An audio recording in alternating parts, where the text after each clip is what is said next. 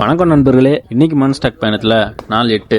இன்னைக்கு சிஎஸ்எஸ்ல இருந்து box மாடல்ன்ற concept தான் பார்க்க போறோம். அதுக்கு முன்னாடி வழக்கம் போல ஒரு எக்ஸாம்பிளோடய போயிடலாம். இந்த கான்செப்டை புரிஞ்சுக்க நம்ம ஒரு வீட்டோட உச்சத்துக்கு போனோம். உச்சத்துக்கு போயிட்டு கீழே பாத்தீங்கன்னா உங்க வீடு இருக்கும். உங்க வீடு தான் பாக்ஸ் மாடல்ல முதல் லேயரான கண்டென்ட். அப்படியே நடந்த சைட்ல போனீங்கன்னா உங்களால காம்பவுண்ட் வாலை பார்க்க முடியும். அந்த காம்பவுண்ட் வால் தான் மூணாவது லேயரான பார்டர். உங்க வீட்டுக்கும் காம்பவுண்ட் வாலுக்கும் நடுவுல உங்களால கார்டன் ஏரியாவை பார்க்க முடியும். அந்த கார்டன் ஏரியா தான் ரெண்டாவது லேயரான பேடிங். உங்க வீட்டு காம்பவுண்டுக்கும் பக்கத்து வீட்டு காம்பவுண்டுக்கும் நடுவுல மண் இருக்கா?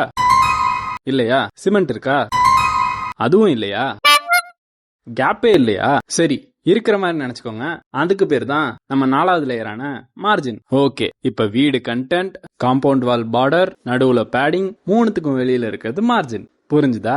இப்ப நாம இந்த எக்ஸாம்பிள கோட்ல அப்ளை பண்ணி பார்ப்போம். இதுக்கு நான் HTML ஒரு டிவிஷன் டேக் ஓபன் பண்ணி அதுக்கு நம்ம வீடுன்னு பேர் சூட்டி வீடுங்கிற கண்டென்ட்டை கொடுத்திருக்கேன். இதுதான் நம்ம முதல் லேயரான கண்டென்ட். அடுத்தது விநாயக் கிட்ட போயிட்டு நம்ம வீட்டுக்கு மங்களகரமா மஞ்சள்ல சாயம் பூச சொல்லிடலாம். அடுத்தது நம்ம பிரவுசர்ல இருக்க டிஃபால்ட்டான பேடிங் மார்ஜினை ரிமூவ் பண்ண சொல்லிடலாம். இப்ப நாம திரும்ப கதைக்குள்ள போவோம். முதல் லேயர் முடிஞ்சுச்சு. இப்ப நம்ம ரெண்டாவது லேயரான கார்டன் ஏரியாக்கு இங்க ஸ்பேஸே இல்ல. அதனால நான் இங்க பேடிங்க கொண்டு வரேன். பாருங்க, வீட்டை சுத்தி தோட்டத்துக்கு இடம் வந்துருச்சு. இப்ப ரெண்டாவது லேயரான பேடிங்கும் முடிஞ்சுச்சு. நம்ம வீட்டை இப்படியே விட்டா ஆடு மாடு வந்து தோட்டத்தை நாசம் பண்ணிடாதா?